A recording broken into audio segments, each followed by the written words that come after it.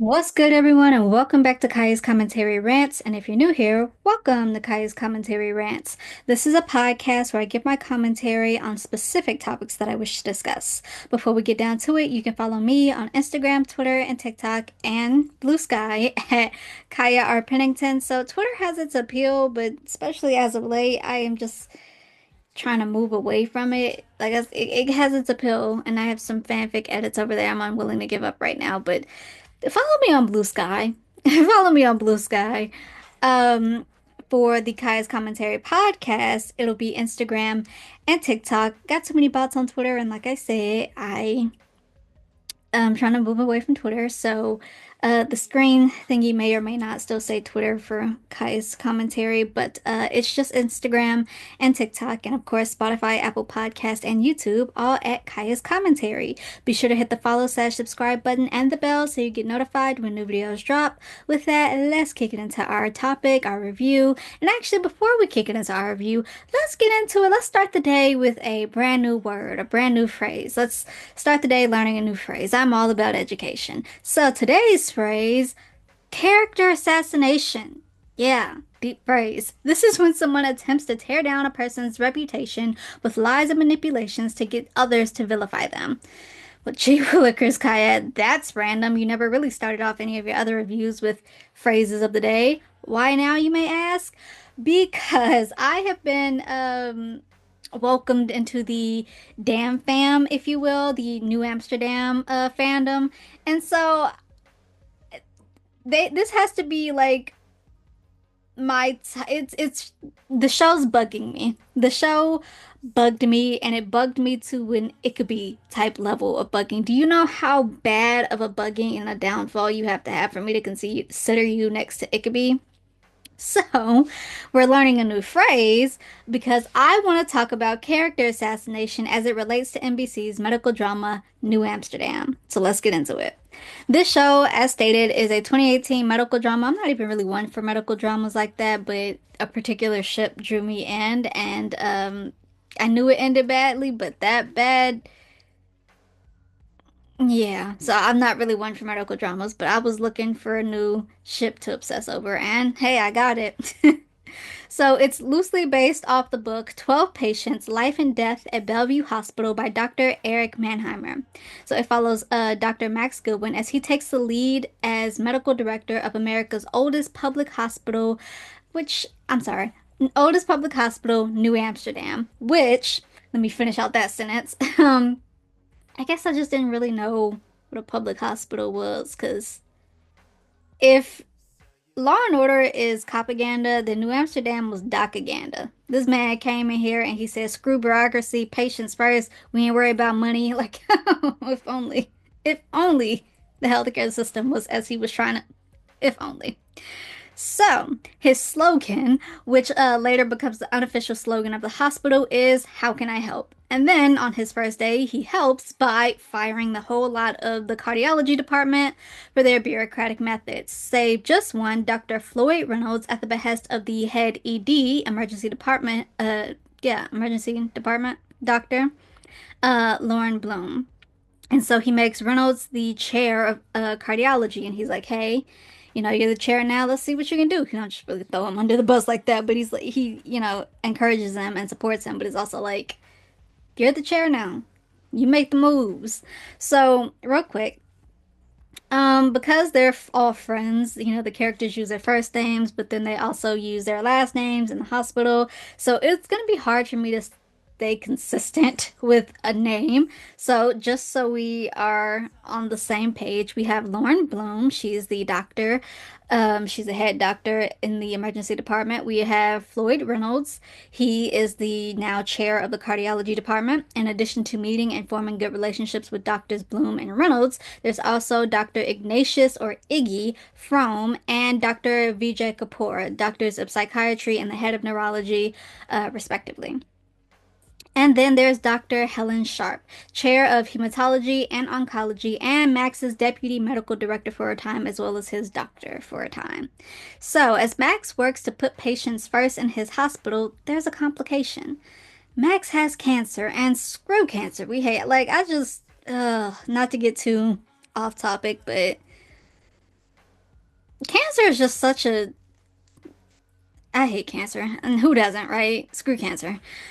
Um, so as his doctor, Helen insists that he, one, tell his pregnant wife that he did not at the time, and two, slow down in all his speediness to change the hospital lest he suffer burnout and then his cancer really begins to take a toll. But Max is ambitious and he will not slow down. However, as season one progresses, the cancer does begin to take its toll. He has to undergo radiation and chemo, all while trying to run the hospital, and where he falls behind, Helen, as deputy, tries to pick up the slack a little. So over the course of season one, we get background on all the characters.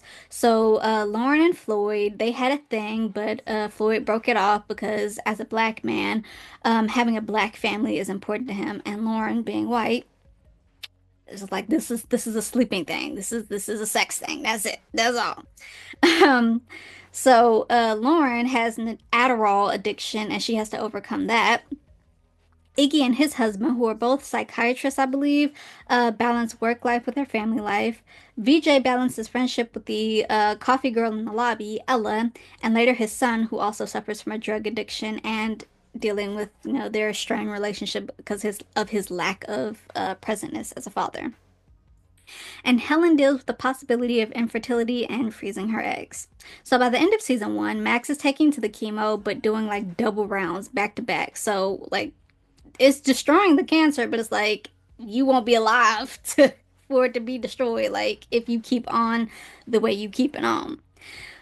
So there are episodes where his cancer gets the best of him, and boy, did I hate that episode. Now Max is dealing with cancer. His wife is pregnant, and it's a hard pregnancy. He got to run the department. He real close with Helen, and she trying to like set some boundaries, and so he has a right to be like a little frustrated at not being able to control his life. But this episode in particular, Floyd lost a patient, a cop no less, on the surgery table, and as they're talking about it and going through the methods. Max comes in on the seminar and he's like, "Hey, what about this? What about?" He's being real jerky. And Evie, the hospital lawyer and Floyd's girlfriend, later fiance, who was introduced, they were introduced by Lauren because she was like, "Hey, this is a black woman. You're a black guy. You guys are single. I think it'd be great." There's some other similarities, but that's why they get together. Um, but Evie is like, "Yo, it sounds like this white doctor trying to set you up to take the fall for this cop dying on your table." Like, and it did seem like that. It was like, yo, this leads to Floyd being like, you know what, I resign. They end up working it out, but it's like, Max, boy, did I not like that episode. So he's dealing with all of that, and then Helen, who had to stop being his doctor because of the vibe between them. So she brings in a doctor because at first Max doesn't want to do chemo, and he's like, I want to try some trials. So she brings in this one doctor to look at Max's DNA, and then they end up getting real close, but the doctor keeps noticing that Helen is always at Max's beck and call. So there's this big snowstorm, and Helen has the week off or the day off or whatever, and they all boot up in a cabin, and then here come Max calling, and he's like, "Oh, that's Max," and she's like, "Oh yeah, how'd you know?" Just a guess. You really finna trek through like 10 feet of snow on your day off to the hospital for him? This vibe you think you guys have is just wild. And then later in that same episode, a woman who's psychic, who believes she's psychic, also mentions their vibe. And she's like, you two been working together long? Nah, not really at this point. And I just sense this deep vibe, this connection. She tells Max that, hey, there's another woman in your life that you try to meet her needs, but you can't and you're gonna lose her. She tells Helen, hey, you and Max, y'all might not be able to work out. And then at the end of the episode, she's like, actually, maybe y'all can work out. She was like, maybe my other predictions was wrong too. So we'll see. Only time will tell. And then this is all gonna come right back around, I promise. And then um, Helen and her boyfriend are about to go out of country to do some conferences, but Max is getting progressively worse because of the chemo, and so Helen has to stay. And the doctor is like, "This is because of Max," and she's like, "Yeah, it's because of him." And he just walk out. Which you know what? Kudos, because you knew she was playing in your face. You knew she was gonna play in your face with that. So, all that to say, Helen had to stop being his doctor because of this vibe. She was like, so at the end of that episode with the psychic, she's like, yo, this thing between us, it can't be. Like, I'm your doctor, I'm your friend, I'm your colleague, I'm your confidant, I'm your deputy. It's a lot. And I just can't I can't do it. Can't do it. And he's like, well, what does this have to do with, everything worked out. So why are we talking about us? He couldn't even say it at first. Like, why are we having this, why are we breaking up, basically? And she's like, because I can't do it all. I can't. And he's like, she's like, I'm going to transfer you to another doctor. And he's like, but what if I want you? And she's like, that's no longer an option, Max. So she had to stop being his doctor because she's trying to set a boundary because this man is married. But the doctor who she sent him to, which is a good doctor, but she put him on all this chemo to destroy the cancer and it's working, but it's also destroying him. So she takes back over being his doctor. And she also brings in another doctor that she can't stand, Dr. Valentina Castro, to get Max started in some promising cancer trials. So Georgia, Max's wife, goes into labor, but it's a rough one. There's a lot of blood. And so they have to. Lauren comes over because she's overcome her Adderall addiction, but she's also like, I have to leave the hospital because she takes the Adderall to help with the chaoticness of the ED. But she's like, I can't. So she goes to Max's apartment to tell him this, where she sees him covered in blood and sees Georgia struggling, and so she has to do a C-section and all that. Um, Floyd takes his relationship with Evie, like I said, the hospital lawyer, to the next level. Um, he proposes. Like I said, Lauren is on her way to quit, but she come up and she see all that, so she helps him. Other plots in that episode, Iggy has to deal with an accusation of inappropriateness with a patient. Nothing really happened, nothing like sexual or anything, but a caseworker noticed that he's really touchy with his patients, and it's not sexual. It's mostly like he wants them to feel as comfortable as possible. And sometimes as comfortable as possible is like a hand on the knee or a hand on the shoulder, and it's like, hey, you're okay. You got this. You're not a freak, you're not stupid, that type of stuff. But the caseworker is like, I don't like that. So he has to deal with that. And VJ tries to help him through the aftermath of that. Casey, a nurse, is like, I don't think he's in every episode, so he's not like a main character, but he is, though. He's one of my favorite nurses. So he's like Lauren's lieutenant in the ED, I guess. And he has to deal with a lawyer who has a balloon full of drugs up a certain body part while also being high on said drugs. And so it ends probably in the most dramatic ending of the series. Like seasons 2, 3, and 4 finale weren't nearly as dramatic as this. So it ends, so Helen comes with an ambulance to help Georgia and Max. And so Max, Helen, Georgia, Bloom, and baby Luna, that's their daughter. They're heading to the hospital in an ambulance when another ambulance, just driven by the high lawyer, comes crashing into them, and it sends him through the windshield of his ambulance where he is DOA, and Lauren through the windshield of theirs. Cliffhanger. And it's just so random, like they're all riding, it's all good, baby's healthy, we all good, and then bam, she got hit by a big ass truck. Like, and I guess that's just life, right? I guess that's just life, 1 minute you're fine, 1 minute you're not. So that was by far probably the most dramatic series finale they've had. Season 2 kicks up, and everyone, save the lawyer, who's DOA, is okay. Rather, we're supposed to believe they're okay. So we don't find out about Helen until like way later in the episode. So she comes in. They're doing flashbacks and flash forwards, and so in the flashbacks we don't see Lauren for a minute, and Kapoor's like, everyone's okay, and Max is like, yeah. Wait, where's Helen? Where's Sharp? And then we don't see her in present time in the episode for a hot minute either, maybe till like the middle of the episode. And when she comes back, Max gives her a cold welcome, like a cold welcome. And then we find out that, she had her arm broke, and Max is like, hey, where were you? We couldn't find you. And before we can figure out any of that out, we deal with other people being injured. Other people being like, hey, Lauren. So she suffered a broken leg, and so she has to deal with like going through the process of healing and physical therapy while not taking drugs. Georgia was okay. She was all right.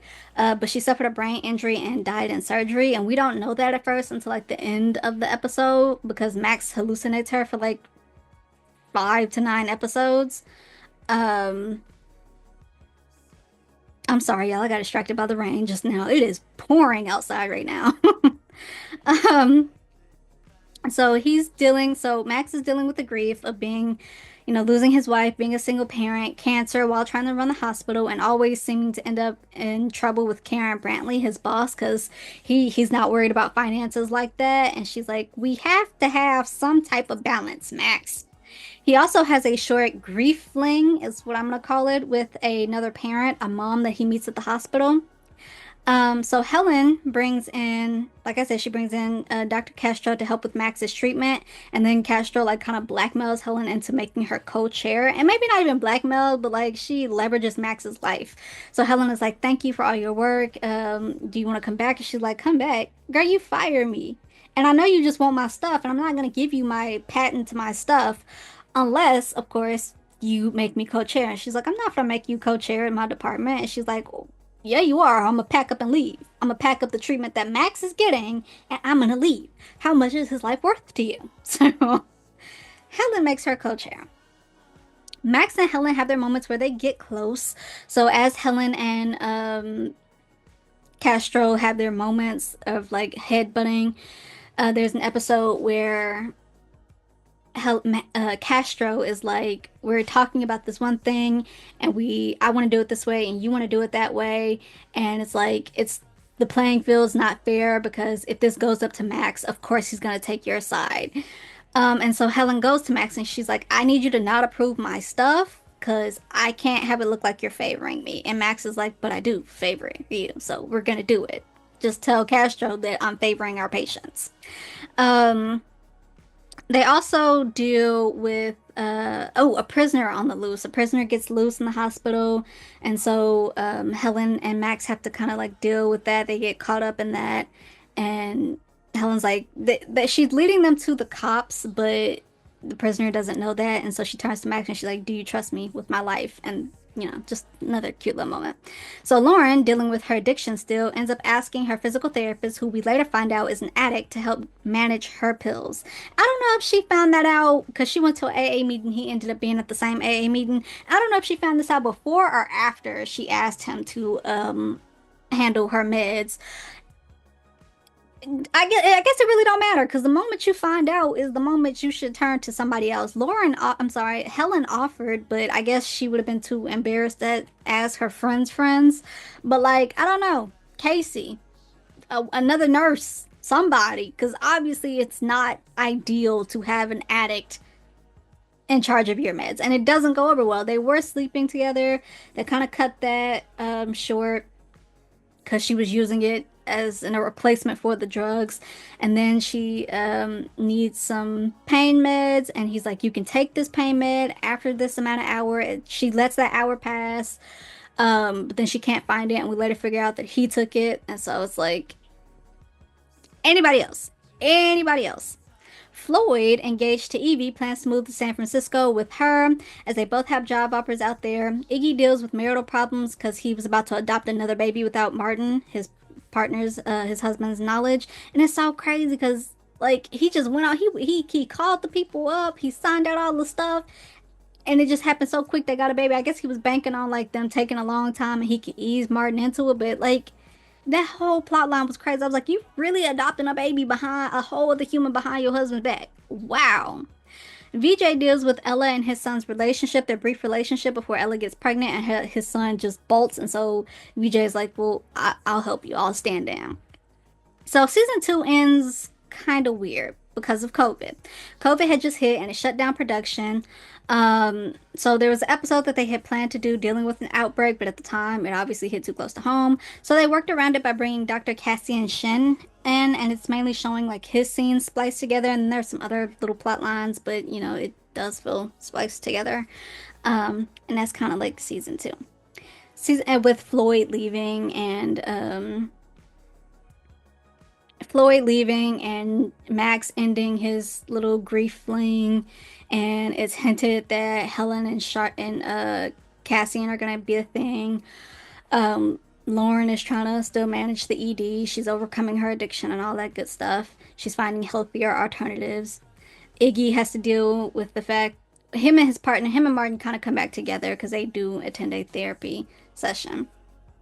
And VJ is dealing with Ella, helping Ella out. Season three hits after lockdown, so after pandemic's not really over, but after lockdown is over, and it shows the gang dealing with the pandemic. So VJ is sick from it, and while the team is dealing with that, they also must deal with a plane crashing in the Hudson. That's the first episode. Other plots include Iggy dealing with body dysmorphia and Lauren trying to help him through that. Floyd comes back to help VJ, who does make it through COVID, but he's written out because the actor, I think he had like family issues. His wife was sick or something, so he um, asked to be written out, I guess, and they wrote him out.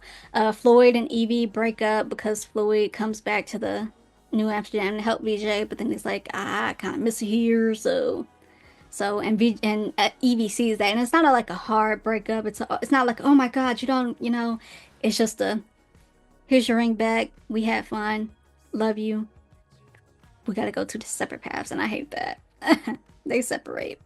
So Helen and Cassian are dating, much to Max's surprise. So he walked in on them kissing, and so he was in the middle of a sentence, and he's just like, "So everything is going. I guess I should start knocking now, because apparently that's what you doing over here."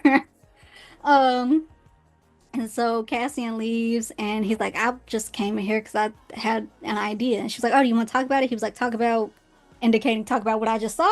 Or no, I'll talk about the other thing. Yeah, no, it's fine. It's fine. I got this. It's all good. So, much to his surprise, Helen also deals with family issues, finding out her half brother that she didn't really know died. And so she takes in her niece. And then this is her breaking it off with Cassian because she's like, my niece needs my sole focus because she's never been over here and we've never interacted. So I have to give her that attention. There are moments between Helen and Max. So he finds out that her and Cassian break up via the niece, Mina is her name. And so Mina's like, "Is this the guy? Is this the doctor you were dating?" And he's like, "Oh no, we don't. We're not dating. I mean, we're just really close and we share things sometimes and we're close. And I think sometimes certain people." And she's like, "Max, shut up." And he's like, "You know what? You're right. I'm sorry, idiot." But real quick, his real quick is so funny to me. He's like, "Real quick though, did you say we're dating? As in you and Cassian are not dating now? Are you like?" Please, please. He was so excited. And then later the episode, he kind of like apologizes for his excitement. He's like, I'm sorry about you and Cassian. I didn't know. And she hugs him. And there's that moment, that glance where it's like, could they kiss? And it's like, she's like, I'm really glad they were friends. Another interesting moment of season two that I meant to mention as far as Helen and Max, him contemplating his ring. So she finally fires, and maybe I'm going to bring this back up later, but she finally fires Castro. And so he's like, well, why did you bring her back in the first place? And she's like, you know what? I think you know. And honestly, I love those I think you know moment. Like those, the writer in me, the fangirl in me, those hit so bad. The you know whys they hit so bad. Like, why'd you do X, Y, and Z?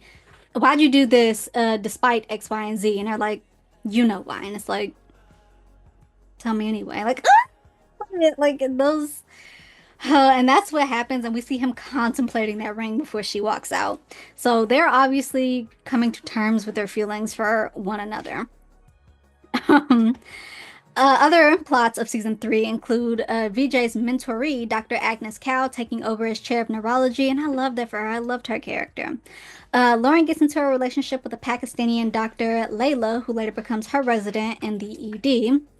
And Iggy and really the whole team is dealing with VJ's retirement because initially they retire him and they write him out, and then he just doesn't come back. Like Ella has to be the one to say, "Hey, he retired. He was gonna come back. He was gonna come back early and surprise y'all, but then he retired, and like we don't see him again. Like he is gone." So the team has to deal with that, and it especially hits Iggy hard because they were closer. But he also has to deal with an obsessive patient and his body dysmorphia. Floyd gets into a relationship with Dr. Lynn Malvo. She's a married woman in an open relationship. And Max has to deal with George's parents in relation to Luna. Um, Another moment between Max and, because Luna's grandparents are trying to take her away from Max because Max ends up getting chemical waste on him. He has to go to the decon shower where Helen strips him and showers him, and he's still too weak, so she's thinking he might die. And it's the moment, and George's parents find out about that, about him almost dying anyway, and they try to take him away. And so, that ends up working out for him in his favor, but he has to deal with that. And then Max and Helen finally. get together. I smile like a giant dork every time I watch that scene because, so here's the thing. And Hoja kind of skips through some episodes. Like in season two, some of like the grief relationship, he needed that, but it's also like, let's see. And then some of the COVID stuff is like, I want to relive the pandemic. So I did skip to the end because I was like, I was eager. I was like, I know they don't have a good ending, and I know she's not in season five. And so one more season, how are we gonna do it? So I skipped to the ending of the finale of three, and I saw him walking her to the door, and then he walks away, and I was like, man, he walk away. So we are just they're gonna do it sometime in season four, and I'm not gonna spoil myself. And boy, am I glad. I don't know what something in me did not scroll all the way to the final end of the episode because when I saw him run back, not only was that a shock to me, but the fangirl in me was just squealing. Oh my God, I loved it. Like I smile like a giant dork every time I watch this scene. Like I love it. Just like the you know why scene. I love a good chase scene. Like I love a good not like overtly gooey like oh tell me right now or I'm gonna walk out of your life and like airport type scenes, but just two people who have been kind of fighting their feelings for each other, either enemies to lovers or friends to lovers or whatever, what have you, and then they finally give in and one is like, the guys run into her. It's like, I love it. Love it. Season four, Sharpwin. That's their ship name. So Max and Helen spend their first night together as a couple, and it doesn't exactly go as smoothly as it could have. Max is elated, and Helen is she happy too, but she also like, you know what? This can't be. This because I'm moving. I'm going back home to London. So she wants to go to London to fix up the hospital that she worked at in her youth because its medical director left and so it's struggling. So Max is confident that they can make a long distance relationship work, but Helen isn't so sure, but Max eventually talks her around. So Iggy deals with not wanting to see patients anymore after his run-in with the obsessive patient, but a new medical director forces him into it anyway, and he later comes around to seeing patients and getting his groove back after, really talking it out with his assistant Gladys. And you did not hear me wrong. New medical director? I thought Max was the medical director. Well, after talking to the new doctor, Elizabeth Wilder, Max makes the decision to join Helen in London. So Elizabeth is like, you're looking for somebody to replace Sharp, but no one can replace Sharp, so don't let her go. And that just prompts him to, he's like, you know what, you're right. More joy. I'm moving with you. So in the 6 weeks that they have left, they one move in with each other, which is really cute. I wish we could have seen more scenes of them just living together and more scenes of Helen with Luna, because that's her daughter now. Helen is Luna's mom now. And then two, they try to get everything in order at the hospital. And it seems somewhat in vain when Dr. Veronica Fuentes steps on the scene. She believes bureaucracy and conservatism makes a hospital profitable. And so by the time they leave for London, they do feel slightly defeated, but they moved to London and it's all good. They fixing up their apartment and stuff. It's all cutesy and it's great. So Dr. Fuentes is in charge, and before he goes, one of Max's last acts as medical director was to fire several doctors, including Dr. Cal, Gladys, Dr. Baptiste, who is Lynn's husband, Casey, and Sandra, Max's reluctant assistant. She used to be like a billing, working for billing or whatever, and now she reluctantly is his assistant. All to say, Bloom, Reynolds, and Iggy, Lauren, Floyd, and Iggy. In London, Max works as Helen's assistant very poorly, so she has to fire him. It's still a cute saying. Before getting his medical license in the UK, and I don't know if he actually ever puts that to use because they do come back to New Amsterdam for a lot. And while they're in New York, it seems like Dr. Fuentes concocted some type of scheme that Max has to stay in New York or he can't practice medicine in the UK anymore. Something like that. I don't know if that ever gets resolved. I can't remember. So they end up in New Amsterdam when Ella informs them that VJ has passed. Like they just wrote him out. We do not see this man again after like episode 1 of season 3. He recovers from COVID and they write him out. And so they get to see firsthand the changes Fuentes has made. So it's tough for them. And then Max makes it his fight to get her fired, leading to Karen's removal on the board. And I don't feel sorry for her because yes, Max and Helen blindsided everybody at a little party on the rooftop that the colleagues were having when they're like, hey, we're together. And everyone's like, oh, y'all so cute, y'all so cute. And then they're like, and we're moving to London. And they're like, what? And Karen, she stopped smiling immediately. She was like, and she got on the phone and basically was like, give me the worst of the worst, the baddest of the baddest to come in here and wreck this. Like, and it's crazy because, like, for all of her aggravations at Max, and like finance wise, you could definitely tell she liked what he was doing. Because there are times she's like, I'll take him back off your hands, Helen. Like, he could stay. And then when they do finally get Fuentes out, Max is like, everything's gonna be all right now. He's like, is it? The people rally behind you, Max. So are we gonna be all right? But I don't feel sorry for her, but yeah, that leads to her removal. So while they're in New York in another episode, the group goes karaokeing, and that's so great. Like it was just it that could have been a great filler episode, right? They all karaokeing, they drinking. Elizabeth, it's like 3 in the morning. Elizabeth was like, "Hey yo, where the party at? Where we going next?" Like I love that. And then the true plot sets in, and they end up being roofied by a bartender who, because he hated doctors because of the pandemic. And this is where people start talking about, oh, season three got so preachy. Season three got so preachy. It was good in season one and season two. The thing is, like I said, if Law and Order is propaganda, New Amsterdam was propaganda. It started with like, him coming in and saying, screw bureaucracy. We're putting the patients first. Like, I don't think it was too preachy because they have nurses and doctors on set to help them with like doctor talk and stuff. And so maybe not to this level of plot line, but I bet you a lot of them doctors, because obviously, 2020 was like a rough time for a lot of people. We saw racial reckoning in America, but also Asian people, Asian descent people, and nurses really had it hard, right? So yeah, a lot of people resented nurses. So, and then even times when I guess they do, I don't want to say preachy, but get into it, they check themselves, right? Like Max taking on systemic racism. Um, Helen is like, no, stop talking, just listen. Like they check themselves. Him wasting vaccines because he was trying to get it to the right amount of people, but he couldn't on time. They checked themselves on that. So like I don't think they were too preachy. I think it was a nice balance. But acting like, oh, it's just such an out of plot line that, a bartender would roofie doctors because of the like, no, it's not. No, it's not. Anyway. So, because of that roofing, this leaves Elizabeth, Casey, Trevor, who is Iggy's new assistant because Gladys is gone now. And so Trevor flirts with Iggy, and Iggy told Martin that, and Martin was like, you shouldn't hire him, but Iggy hired him anyway because it made him feel good about his body. So that's going to lead to problems.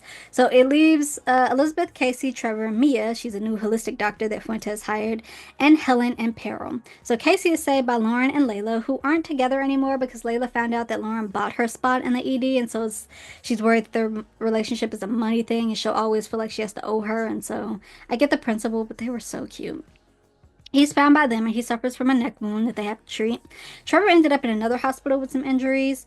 Um, no, I'm sorry. Mia is saved by Floyd. Elizabeth suffers a head injury and she's found by her interpreter and Karen because Elizabeth is deaf. And I just, that's such a, I don't know how to say it. I don't know how to say it. I love her character. I love her. I just wish that they had put more effort into it. Maybe they do in season five, but we won't count season five. I wish they put, because she's in there for a while now, and I wish they put a little bit more effort into showing them trying to learn sign language a little bit more because I loved her character.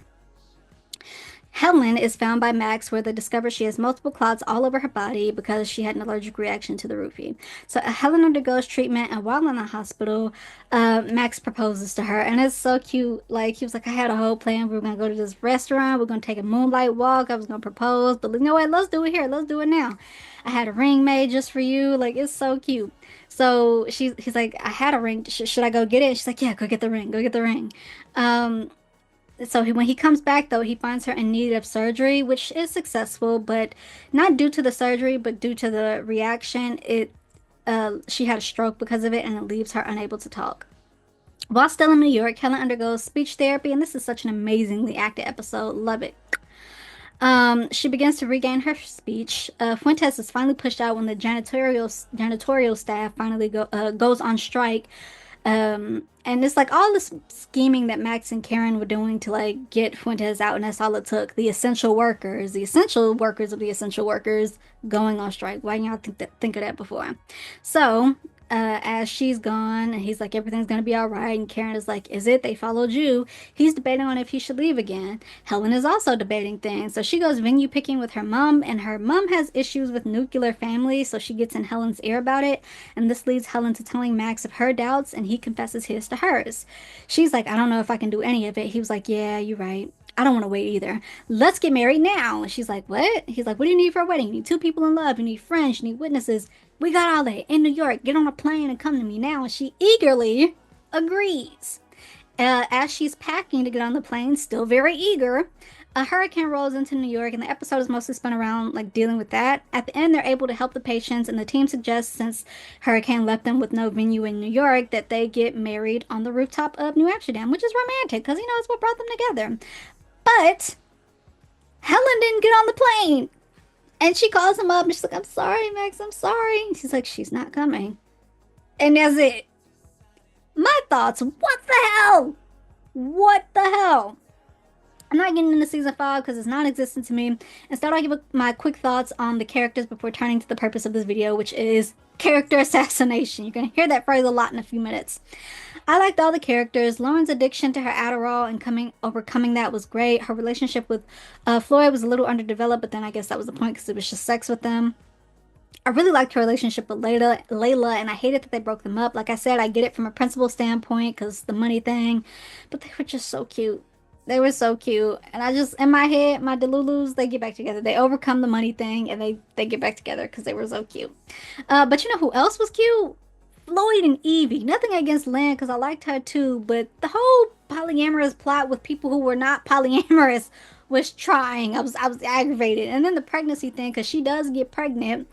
It was like, this is preventable. I don't know why people act like pregnancy isn't preventable. This was preventable. Y'all were in no position to have a baby. So she get pregnant and they're like, her husband and Floyd are like, who's it? We don't know. And she finds out that it's Floyd. And Floyd just gives it up. So Lynn and her husband are moving to Colorado because he got a job offer. And Floyd is like, you know what? It's gonna have great parents because of you two. At some point, I would like to, introduce myself and tell them, but not now. I don't want to break that up. And on one hand, I can see why he did that. But on the other hand, Floyd grappled with an absent father. That's part of the reason why a black family was so important to him. For him to just let it go, him and Evie were better. Like, why couldn't she get a job in like Connecticut or New Jersey or somewhere the commute was much easier? Like, they were cute. Iggy and his family dynamic was also good. They were not afraid of a sexual romantic relationship between two men, and I'm here for it because a lot of times people are like for a network TV, for network television. Oh, they was up in there. I was like, okay, okay. His issues of body dysmorphia was amazingly communicated. My thing with him is that he may have been a little narcissistic, just a little bit. So in that prompt couples therapy, the therapist kind of pulls Iggy aside and is like, you know what, you might have narcissistic personality disorder. And honestly, yeah. I could definitely see that because now we go from Iggy talking about, he might be the problem to him confronting Martin like, hey, you're the problem. I make myself small so that you can save me, and that's a problem. And I'm not saying Martin isn't kind of a problem because I can see that, but also it's like, Iggy, you you don't really listen to Martin a lot of the times. You were thinking about adopting, you actually adopted a baby without telling Martin. You didn't want to do what needed to be done with this obsessive patient. You had an emotional affair on me, and now I'm the problem. You don't want to work anymore because of the obsessive patient, and it's like, okay, well, I'll get a second job, but now all of a sudden I'm the problem. How'd you come to that conclusion? Like, I get it, but it's also VJ's attention to Indian culture, clothes, and food was something I liked that they did. They didn't shy away from that either. I also liked his relationship with Ella, not so much with his son because he could never take accountability. He treated his son like an addict, and it was like, like he got his 1 year sobriety chip, and he was like, well, why would you want an award for that? That's something. And he ends up going to the award anyway, but it's also like, But then I guess that's real too, that they don't ever really make amends despite trying because they're just two different people. But, that was cool. Elizabeth was an amazing addition, and like I said, I love the karaoke until like the true plot line set in because she was like, "It's 3 a.m. Night's still long. We lit. Let's go." Like, I love her, and then she's a great doctor. Like, I loved her. And she, much like everyone else, was a hardcore Sharpwin shipper. I bring that up for a reason. Casey was definitely my favorite nurse, especially when he saw Max and Helen together. I'm just tripping up on my words. Slow down, Kaya. Especially when he saw Helen and Max together for the first time. So they behind the ambulances making out, and here come Casey, and he like, "Ooh, I'm telling." And he would tell everybody, and everybody had different reactions. Like Lauren was like, "Oh, that's great," because all that sexual tension. And then Floyd is like, "Wait, they weren't a couple already?" And then Iggy is sitting here like, "No, they're overly affectionate communicators. That's it. That's all." She's like, "They were tonguing." He's like, "Nah, nah, I would be the first one to like." I love it. They were all Sharpwind shippers. Max was great until he wasn't, which was rare. But like he was still like a liberal leaning white man, and they acknowledged that. So kudos for acknowledging that. Like I said, they when they got, preachy, they checked themselves. They checked themselves. Helen was great too. I like that they went into her infertility fears and her broken family, but I just wish we got a little bit more of that, like her confronting her mom about nuclear families and like, hey, you might be right about like getting married in a castle and that it's like built on the backs of slaves and the enslaved, so I won't do that. But I am marrying this man with my daughter present. Max is my husband. Luna's my daughter. If you want to place in this family, get it together. Like we needed that moment. Above all, though, I hate for my girl that they tried because we don't accept that ending to character assassinate my girl. Let's get into it. Since season one, they had been hinting of Sharp One, from the hugs to the glances to their speedily connection to others pointing it out. It was going to be a thing. And for the record, I don't think it was going to be a cheat. I never thought it was going to be a cheating storyline. Max did love his wife.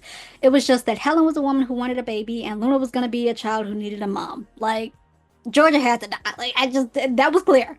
That was clear. That was clear. That's where they were going. Now, there are rumors that the showrunner was like he wanted to take out Helen. He wanted to kill off Helen in season one at the end of season one. But when they didn't, it was clear that Georgia had to go. That was clear. And honestly, this is why I only partially believe in marriage. Because what you mean you married to me and you love me and I'm about to have your baby, but you got a us and a vibe with another woman? Like I said, he did love her. He was going to be a faithful husband and a faithful father, but he had her on the side. And kudos to Helen for like trying to put boundaries up. She's like, this thing between us, it can't be. It can't be. Part of me wanted, oh, it's not that kind of show. But part of me did want it to get a little messy, like him, like them confronting each other. He's upset that she won't be his doctor anymore, and he's like, "Why? It's not about the cancer." Like I'm gonna have to go to 803 and write some messiness real quick. But I do appreciate that they didn't do the cheating with plotline because it was not that kind of story. But like, yeah, this is why I only partially believe in marriage. Cause like, I'm all for not letting your significant other stand in the way of your soulmate, but just be upfront and honest with me. If we together and you falling for somebody else, go be with them. No bad blood, because you were upfront and honest with me. I need to go find somebody solely dedicated to me because I'm not polyamorous, and you go be with your soulmate. Like, that's it. That's all. Anyway, we go through the motions of them mentally acknowledging their growing feelings for each other and to each other because although, we don't get as messy as I would have liked to see like him confronting, there is the scene where it's like, I did it for you. Everything I've done is I do for you. And he's contemplating with the ring.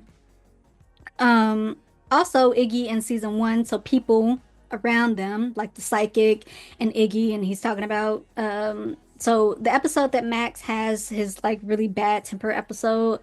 Helen is like, he's been mean, he's been erratic, this isn't him. And Iggy is like, I have a theory, but you're not gonna like it. And she's like, hit me. And he's like, it's you. And she's like, I'm sorry, what? Like, it's you. You passed him off to another doctor. She a good doctor, but like, she ain't you. She don't got that vibe y'all got. He don't I mean, he trusts her, but like, he trusts you. Like, so people are pointing it out. We see Max dealing with Helen being in a relationship in three, but we don't see her dealing with his in two. And I feel like maybe we should have, because he was losing his mind. But in season two, I went back and rewatched the episode, and she kind of encourages him to like do that, and he did need it. But you know, if he gonna be tripping over her a season later, I would have liked to see a little something from her. And maybe that's another problem for me, the inconsistencies, and this is partly due to COVID, but also just like not acknowledging things. And I don't want to seem like some media illiterate who has to have things handed to them, but like there are just things where it's like, whoa, wait a minute. Like she comes back in season two after the accident, and Max gives her a cold welcome. Mind you, she left to secure funding for both the hospital and for his treatment. So why is you mad at me? And then, like I said, Iggy making note that Max was upset in season one because Helen passed him off to another doctor. And then she picked him up as a patient again, only to drop him back off at Castro. And it's like she's like, "Hey, how are you?" And he's like, "I'm sure Castro's been keeping you informed." I don't know, some scene on the roof or something where it's just like, and maybe, you know, season one was too early to discuss it because, you know, he's still dealing with that grief. It's 3 months later, but it's like, why, at some point, why is you mad at me? Why'd you give me that cold reaction? I'm just supposed to get over it. Like, whoa. Um, he's just upset because you keep passing him off to new doctors, and it's like, and mind you, the reason that he was bad tempered that one episode was because his cancer was progressing. But we don't come back to why Iggy would say it was her, and like, you know, she leave and then she come back, and then after a while he could address that. He don't. Then again, when she fires Castro and they have that moment, and she's like, "I did everything for you." He's fiddling with the ring. Now they were going to address this, I think, um, towards the end of the season, but like COVID cut them off. But even still, you could have slightly used Iggy's inference and back in season one to tie back into why he was upset about her leaving and how they're getting closer and how it's like he's contemplating that ring. Like the inconsistencies and not tying things back into each other, that kind of sucked. Her mom having a problem with nuclear family. Okay, have her address that. Like I said, you may be right about getting married in a castle and it's not as all pretty as it may seem, but you were wrong about Max and Luna. They are my family. She is my daughter. And if you want a place in that, get it together. The decon shower, that was a whole moment. She washing him, he's weak, he fall, and he kind of like falls on her. And she pulls out her prayer beads. He saw her early with it, but she didn't want to talk about it. And then she's telling him about it now. And honestly, I really wish they hadn't cut the scene of the audio from this scene. And I get the creative decision to do so. I really do, because it still works, but it's also like I think it would have been important to see her talk about the prayer beads and what that meant to her. And I do think Max was supposed to confess that he loved her, but they might have just cut that. Like, I wish we almost hadn't cut the audio. But audio aside, that was a huge moment. And then we don't address it. Like an episode later, they don't address it. They don't really have real interactions until the end of that episode. And that's mainly because, you know, Max is fighting for, you know, custody of Luna, but also it's like something, one scene or something, one other scene because then they come together on the rooftop. That's their special place, and she's like, "It's all a fight. Fight for Luna. I'm gonna fight for Mina. We both fight for us." And it's like us. And then the next episode, the last episode, is a month later, and he's sending her slutry voicemails, which, based off that voicemail alone, you should know he's gonna be good at phone sex. Like, I just really love the episode and that scene, and not even for some freakiness, but it's just like two people just missing each other, the closeness of each other, the intimacy of each other, just making new memories that way because they're lonely. That was such a beautifully acted and written scene. I love it. But yeah, he's sending her slutty voicemails about how he missed her, how he been fantasizing about her, how he needs to be with her, and all the ways he's just been dreaming about. Meanwhile, she in London and her and Mina are cool now, and it's just like at the end of one of the episodes, we see her trying to extend the olive branch to Mina, but at least one more scene or something that ties into how a month later she's in London with Mina, and Mina is practically begging her to stay. Like, y'all weren't that cool. Like, it's weird. And then they finally get together, and it's mostly great until it's not. Like, also some scenes about, you know, how we get to the voicemail. At least one or other, he's talking about things have been said. What has been said? Is this the decon shower? What was said? Like, a couple more moments of that to justify why he is sending her slutry voicemails. Like, and they, like I said, they finally get together, and it's mostly great until it isn't. And Freeman Agyeman had made the decision to leave the show. I'm hearing 2 seasons in advance, meaning she gave them 2 seasons advance warning. And with that advance warning, we still went out the way we did. It's just inauthentic. It's inauthentic. Helen would never, ever leave Max at the altar. Now, when you film stuff, you're not really filming in order of the scenes. Like you might shoot the finale well before you shoot the premiere. But this episode not only felt like it was shot at two different times, it felt like it was written by two different people at two different times. Now, yes, her mama's in her ear, but instead of addressing that and being like, girl, I love this man. This man loves me. She is my daughter. You know, that stuff. The next scene is her telling Max, I don't know if I can do this. And he like, let's do it now. And she eagerly is like, yeah, let's do it. And then she eagerly packing and telling him she loved him. And then we don't see her, presumably because the plane got caught up in the hurricane. And then when it's all said and done, there's a ceremony about to take place on the roof, but she's still in London crying. Why? She wouldn't do that.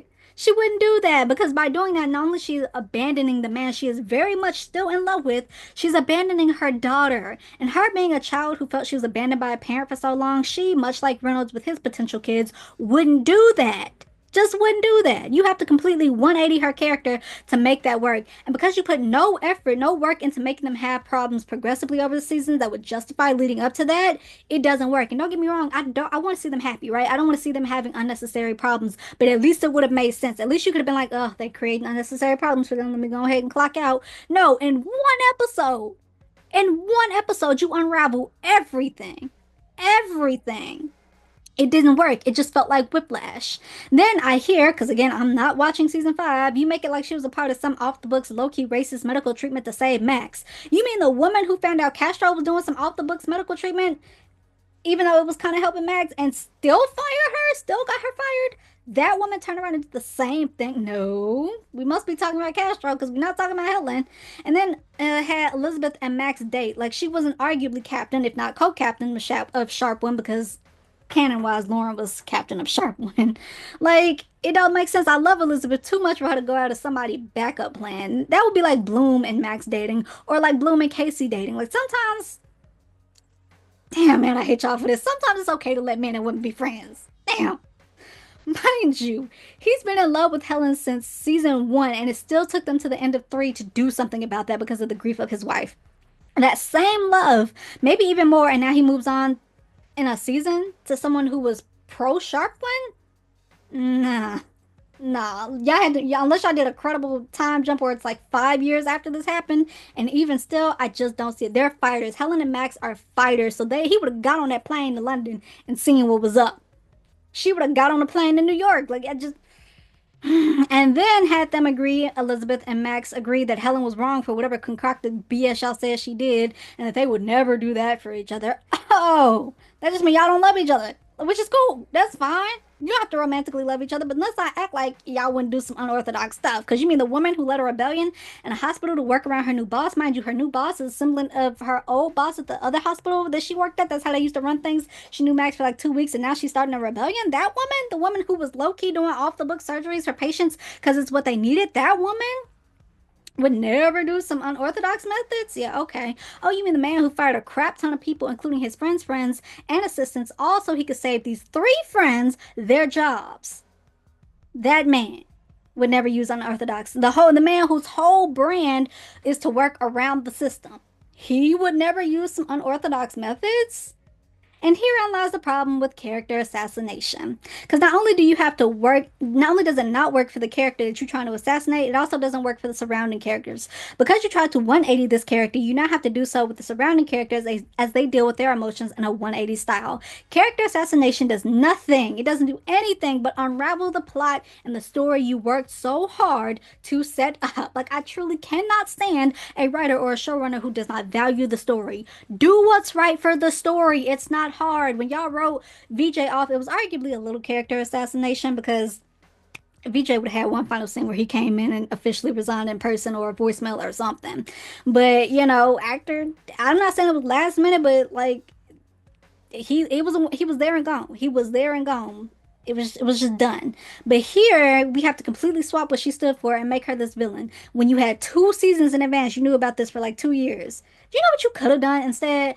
Dramatically, if you want to be dramatic, she could have got on the plane and it did crash, but it had survivors. But she hit her head and now so she has amnesia. And Max is thinking that she's missing him, and they finally bring her back in for the finale or film before she leaves for London of them reuniting and she getting her memory back and she going back, they going back to London to live happily ever after, and she gets pregnant with twins. Like one boy, one girl, one girl. They were talking about having a girl, but let's just add another kid in there. Let's make it three. Not even three. One girl, one boy. Or, making even more sense for the story, they get together. There's tension as they leave the hospital in the ruthless hands of Veronica Fuentes, and they do have to come back to make it better. They do. Elizabeth takes over as medical director. They get married right then and there with their friends. Then they go back to London to live happily ever after with their twins on the way. Then we get an epilogue of Luna and her siblings at New Amsterdam where it all began. Like, it freaking writes itself. It writes itself. That ending has him going back to Europe anyway. I think, and I looked this up, Geneva is like a 2 hour flight from London and like a 6 hour train ride. Mind you, he was talking about flying 6 hours every other weekend from the US to UK to be with her. And now we're just done? We're just over? Like, why not just end it as it writes itself? Like, production was iffy anyway because of COVID. Season 1 got 22, season 2 got 18, season 3 got 14, and 4, you finally get back to your 22 episode roster. And then with this ending, y'all were really confident that not only were you going to get another episode, another season, but it was going to be in its full and its two? No, better to quit while you're ahead and cap it at 4.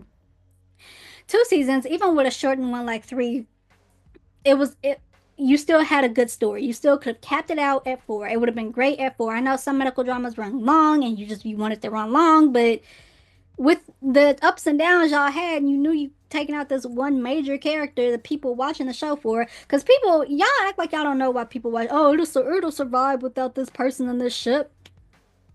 Maybe depending on how you write it out, but if this is how you were gonna write it out, no. And you fucking knew that. You knew that. 2 seasons, even shortened, like 3, to write stories for all the characters that challenge them and then set them off on new exciting adventures. But because you didn't value the story and you character assassinated one of your main characters and then villainized her, for what?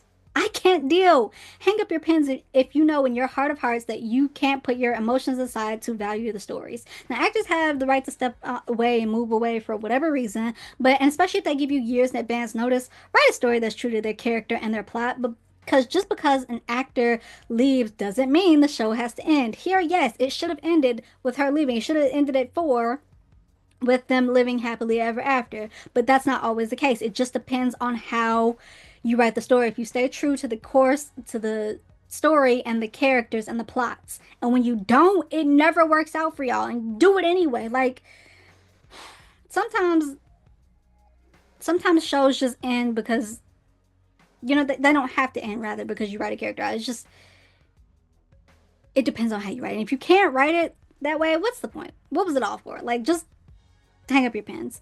In my head, in my Delulu, she met him on the roof. Like literally, I can't not. This is gonna be long. This is longer than I thought it was gonna be. Darn it. In my head, she met him. I can't think of that any other way. I'm like, oh, they got married. They up there with Rick Sean, and then I'm like, oh wait, they didn't. The writer screwed them. And then I'm like, nah, yes they did. They got married. They got married, and they moved back to London to care for their nuclear family. They're in love. They were in love. Sharpwin, I'm so sorry I wasn't in the writer's room. And this really, like I said, hits a close second to It Could Be Downfall for me. Do you know how bad a downfall you have to be It Could Be level? Bonnie Bennett ain't even on It Could Be level. Okay, maybe her and Sharpwin shared too. Because Bonnie was thrown through so many tropes and was treated so bad. But at the end of it all, you knew that she was that girl. Like, if she wasn't there, TBD fam was dead. They were gone. Like, you can't take that from her. Here, though, you character assassinate her at the very end and one episode unravel everything when you had 2 seasons to write out drama and a happy ending. That's intentional. That's premeditated. Like, hang up your pens. It just makes me so freaking frustrated. Look, when I get my writing off the ground, I don't want my black community to be upset with me when I pop out with like swirl couples. Look, I will have some black love stories, but above all, my goal is to show black women being loved wholeheartedly, and that can come from anybody. So sorry if some of my writing has to vindicate my emotions on the. She's just not his type. They're just platonic soulmates of Ickaby and Sharpwin and Bayman and Arwen and many others. Like, pardon me while I have to vindicate and show these people that yes, your conventionally attractive white man is down bad for that black woman. Sorry. Like, not to make white people like the center of it, but like it's about black women and showing that black women can be loved from anybody. Believe me, if these folks won't commit, I will. With that, that's it. That's all. My little quick rant about New Amsterdam and its character assassination of Helen and honestly, Sharpwin. Like, you suck for that. Big L for that. That's it. That's all. If you like this video, hit the thumbs up. Don't forget to follow/subscribe. Follow me on all my platforms, on all Kai's commentary and my personal platforms. Thanks for listening. Thanks for watching. See you next time.